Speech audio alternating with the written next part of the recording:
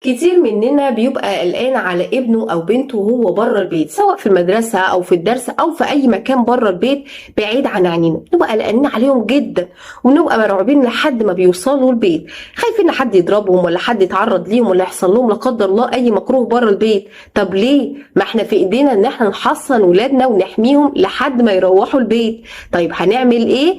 يا ريت ان احنا برضو نحفظ اولادنا الحاجات اللي انا هقولك عليها دي. قبل ما ابنك او بنتك تخرج بره البيت، حط ايدك على راسها وقولي 3 مرات بسم الله الذي لا يضر مع اسمه شيء في الارض ولا في السماء وهو السميع العليم.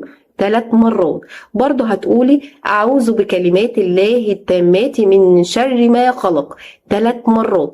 هتقولي برضو أعوذ بكلمات الله التامة من كل شيطان وهمة ومن كل عين لمة. 3 مرات.